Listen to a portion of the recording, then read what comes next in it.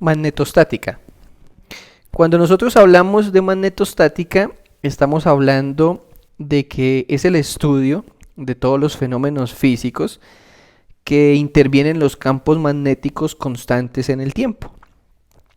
Cuando la magnetostática, o decimos que la magnetostática abarca la atracción que se ejercen los imanes y los electroimanes sobre los metales ferromagnéticos como el hierro. Hablamos también de los campos que se crean por corrientes estacionarias y decimos entonces que esos campos se crean de forma proporcional a la intensidad de corriente y que pues disminuyen a la distancia. Entonces podemos pensar una analogía con la parte electrostática. Además de eso, todo cuerpo que pues entra en contacto con un campo magnético pues sufre una imantación que va a depender pues de la naturaleza y que generalmente pues pierde pues esta propiedad pues cuando se aleja, y que pues en algunos casos como en de los aceros pues conserva parte pues de ese magnetismo inducido, o decimos que ese es un magnetismo remanente, ¿sí? Entonces el magnetismo, que es lo que pues nos interesa a nosotros, pues así como lo tenemos aquí en nuestro diagrama, decimos que pues es una propiedad que tienen pues determinadas sustancias, de repeler algunos minerales como el hierro, el cobalto, el níquel y también el cadmio. Entonces nosotros decimos que tenemos pues nuestro principal exponente, digámoslo así, del magnetismo, que es pues el imán, este imán que tenemos acá, que pues tiene en su parte izquierda un norte y en este caso pues tiene un sur, pues podemos también tenerlo invertido. Entonces las líneas de este campo magnético, al igual que pues las líneas de flujo que nosotros veíamos estacionario, de campo de intensidad de campo eléctrico, salen del norte, ellas van entonces hasta el sur, ¿sí? Y pues así estamos creando nosotros un campo. Esa es la distribución del campo. ¿Cuáles son las unidades del campo que nosotros vamos a manejar? Nosotros vamos a manejar que pues el campo se va a generalmente hablar de que tenemos una unidad llamada Tesla, que es Newton sobre Coulomb por metro. Entonces la magnetostática inducida sobre lo que es el magnetismo nos está mostrando una nueva característica, que es pues este campo que nosotros tenemos en cuenta cuando pues tenemos digamos este tipo de mineral, ¿sí? Digamos que nosotros podemos tener imanes, pero en la naturaleza también podemos encontrar la magnetita, que es un mineral que trae pues consigo pues esa propiedad, ¿no? Digamos, nació con la propiedad de tener pues un campo magnético. Eso viene más o menos, digámoslo así, de la historia del magnetismo, cuando los antiguos griegos encontraron la magnesia, ¿sí? Y decían que pues tenía pues estas propiedades. Entonces el campo magnético que nosotros pues más tenemos como relevante pues es el campo magnético de la Tierra, que generalmente hablamos de que las hipótesis es que en el núcleo existe una aglomeración de ciertos materiales que están de manera viscosa, ¿sí? Se mueven entonces dentro del núcleo, y que esas corrientes que se generan suministran una y hacen la combinación y las sumas, y por lo tanto generan un campo magnético, ¿sí? Entonces la corriente va íntimamente relacionada con este campo. Entonces nosotros conocemos el campo magnético de la Tierra atribuido pues a esta generación de corriente. Generalmente cuando nosotros hablamos de este campo magnético, o un campo magnetostático, porque también ustedes pueden conseguirlo así en la literatura, nosotros decimos entonces que en ciertas situaciones vamos a considerar que tenemos también un campo estático, así como cuando hablábamos de que teníamos un campo eléctrico y que pues este campo eléctrico era estático porque no se movía en el tiempo, sino que se movía simplemente en el espacio. Entonces la naturaleza de él hace entonces que nosotros pues podamos hablar de que tenemos ciertos materiales pues atribuidos, así como lo dijimos ahorita en la primera parte, sobre este proceso. Entonces Para poder empezar a hablar de la magnetostática, empezamos a hablar de la fuerza magnética, así como lo hicimos cuando estábamos en electrostática. Lo que vamos a hacer es la similitud con la parte eléctrica, ¿sí? Allá en la parte eléctrica, que hablamos primero la fuerza de Lorentz, entonces, perdón, la fuerza de Coulomb. Aquí que vamos a empezar a hablar a la fuerza magnética y nos vamos a generalizar esa fuerza magnética. Entonces decimos que la fuerza magnética está pues ejercida, o que nosotros la vamos a ejercer sobre un campo de partículas que en este caso van a estar cargadas, ¿sí? Entonces la relación matemática que nosotros utilizamos es esta. Fuerza magnética es igual a la carga por el producto vectorial entre la velocidad y el flujo magnético. ¿Qué quiere decir eso? Que la fuerza va a ser un vector que es perpendicular pues a este proceso. ¿Qué quiere decir? Si nosotros, bueno, recordando, digámoslo así, la parte de mecánica, cuando ustedes veían producto vectorial, teníamos que pues el producto vectorial tenía unas ciertas consideraciones, y es que el producto vectorial es cíclico, ¿sí? Y que pues él no depende, digámoslo así, del proceso que nosotros llevemos, sino de la perpendicularidad, de la ortogonalidad que pues estemos relacionando en el caso de estos dos vectores, que son la velocidad de la partícula y el flujo, que pues en este caso vamos a considerar que es un flujo constante.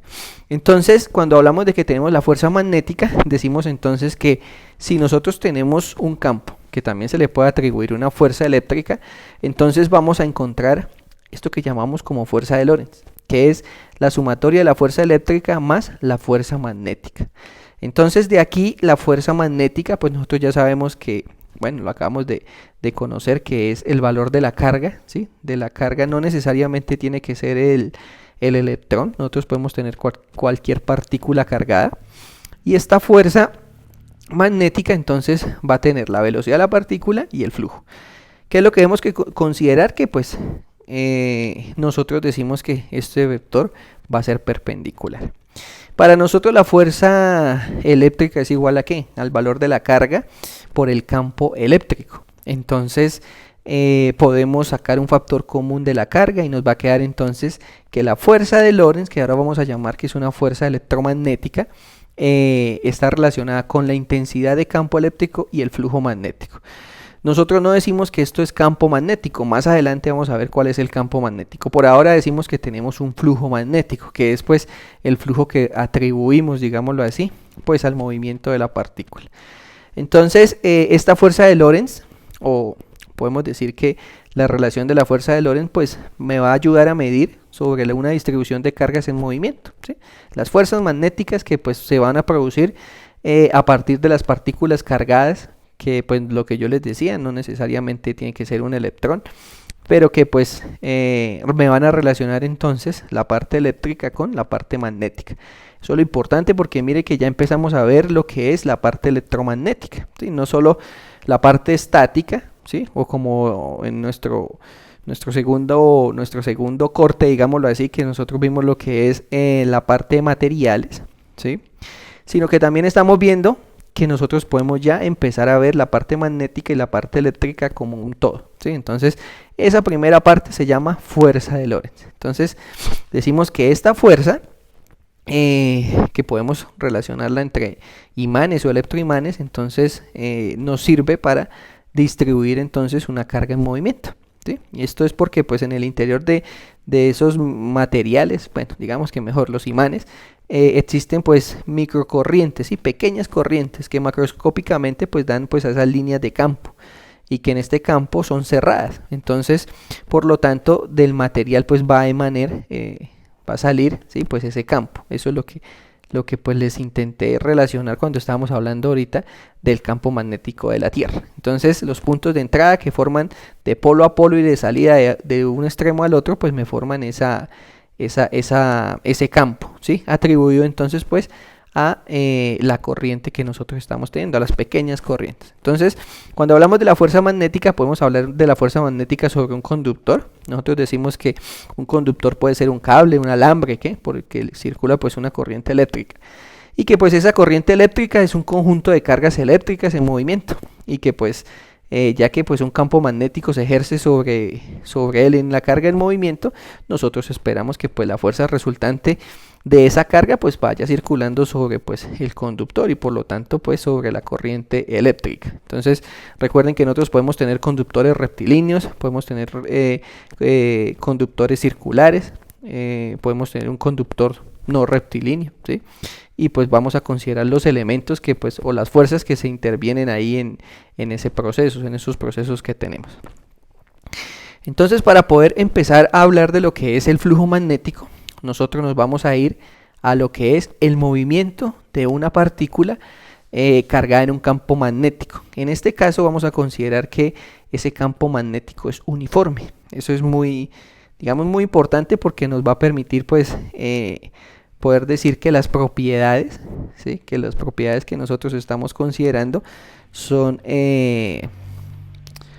constantes, digámoslo así. Entonces ese campo magnético nos está pues dando pues mucha facilidad, digámoslo así. Eso es lo que tenemos. Entonces cuando hablamos de que tenemos una partícula cargada, decimos entonces que ella describe una órbita circular. Entonces yo aquí tengo esta imagen, ¿sí? Si pueden darse cuenta, vamos a agrandarla un poco. Entonces tenemos la esfera, se está moviendo entonces. Tenemos un campo, ese campo es el que pues estamos viendo ahí, que es el que está de forma perpendicular a la superficie que tenemos ahí.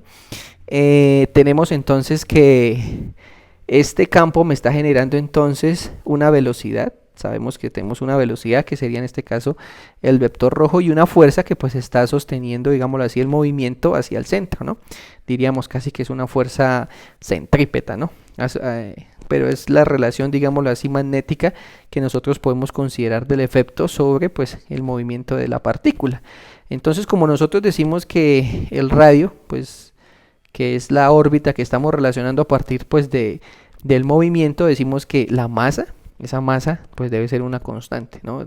O sea, debe tener una fuerza que es prácticamente la proporcionalidad que conocemos nosotros de Newton. Eso es importante que reconozcamos pues ese sentido, ¿no? Entonces esa partícula va a tener pues, digámoslo así, como no dos propiedades, pero pues sí dos intensidades que va a ser. Si la carga es positiva, entonces va a experimentar una fuerza en el sentido del campo, pero si la carga es negativa, va a experimentar una fuerza en el sentido contrario. Eso es que vamos a relacionar que el campo es uniforme, ¿no? La fuerza entonces es constante y también entonces lo es la aceleración. Entonces lo que vamos a utilizar son las ecuaciones que conocemos del movimiento variado. ¿Cuáles son las ecuaciones? Pues son estas ecuaciones que nosotros tenemos acá, ¿sí? Fuerza es igual a masa por aceleración. La aceleración que nosotros consideramos es esta que tenemos acá, que es la aceleración centrípeta. Por lo tanto decimos que la velocidad lineal al cuadrado sobre el radio me da esa aceleración, y esta aceleración pues es la que representamos aquí, ¿no? Recordando que fuerza es igual a masa por aceleración. Entonces tenemos que al reemplazar decimos que ¿quién es la fuerza? Entonces decimos que la fuerza es la fuerza magnética. ¿De dónde sale esto? Recuerden que la fuerza magnética es igual a la carga por el producto vectorial entre la velocidad, ¿sí? Y el flujo. Entonces recuerden de su curso de mecánica donde veían que ese producto vectorial era entonces la magnitud del vector A por la magnitud del vector B por el seno del ángulo. Como decimos que ellos son perpendiculares totalmente, se va a 1 y simplemente nos queda las dos magnitudes, es decir, la velocidad y pues el flujo magnético, bueno, multiplicado por la carga. Cuando reemplazamos esta relación aquí que tenemos acá, entonces simplificamos la velocidad y nos damos cuenta entonces que tenemos que simplificar la velocidad y podemos calcular el radio de trayectoria. Este es el radio de trayectoria que nosotros estamos considerando. Tenemos que va a depender de la relación masa-carga, ¿sí? Tenemos la velocidad, tenemos también el flujo, y pues a partir de ello entonces nosotros decimos que estamos obteniendo pues ese movimiento, que es ese movimiento circular que estábamos viendo ahorita cuando pues teníamos nuestra relación. Considerar entonces que cuando la velocidad no es perpendicular, nosotros tenemos que tener un movimiento, bueno, se está provocando un movimiento circular y por lo tanto pues el flujo que tenemos es un flujo constante, ¿sí?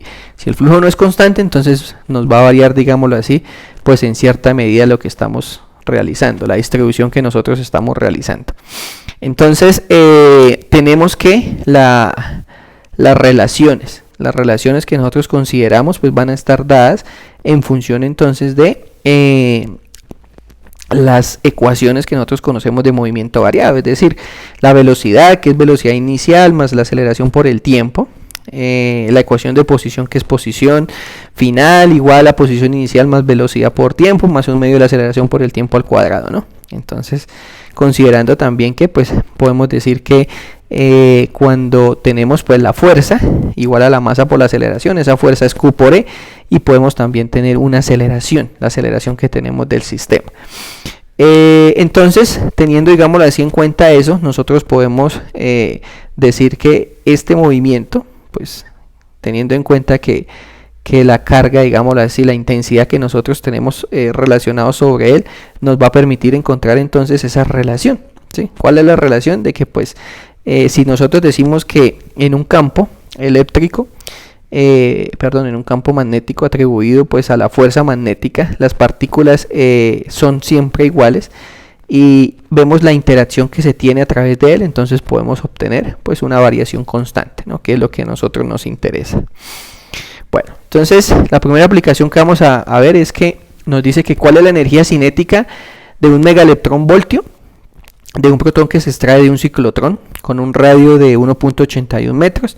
Si el campo magnético del ciclotrón es uniforme y tiene una magnitud de 0,81 Tesla. ¿Sí? La masa del electrón es 1.67 por 10 a la menos 27.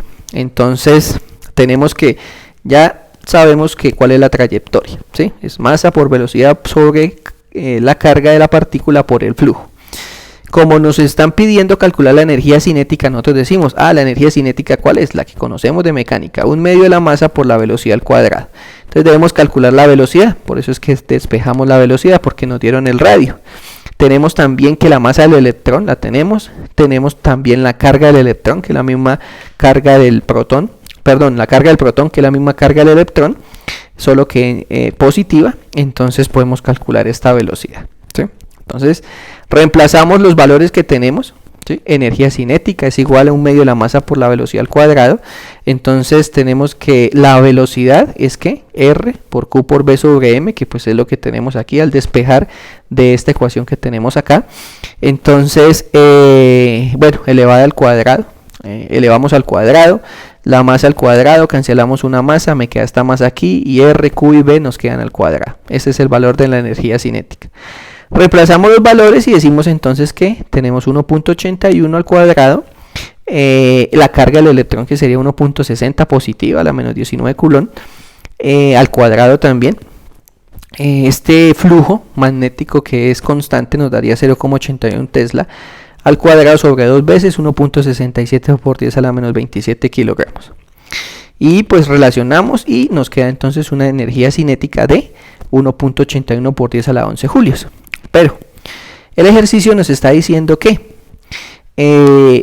generemos, digámoslo así, la energía cinética pero en megaelectronvoltio. Entonces vamos a aprender pues a hacer esa conversión. ¿Cómo hacemos entonces la conversión?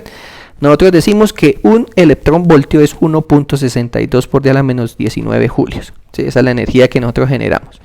Entonces un megaelectronvoltio va a ser ¿qué? Pues 10 a la 6 electronvoltio. Entonces, como ya tenemos la conversión o las unidades que podemos convertir, decimos, este es el valor en la energía cinética en julios. Entonces, si ya sabemos que un electronvoltio va a ser esto en julios y que un megaelectronvoltio va a ser esto en electronvoltios, podremos simplificar entonces, ¿sí? Simplificamos los julios y nos va a quedar simplemente megaelectronvoltios. Entonces, multiplicamos y dividimos y nos da entonces 114 megaelectronvoltios. Entonces, claro, el valor de 1.82 julios también está bien, solo que pues está en julios.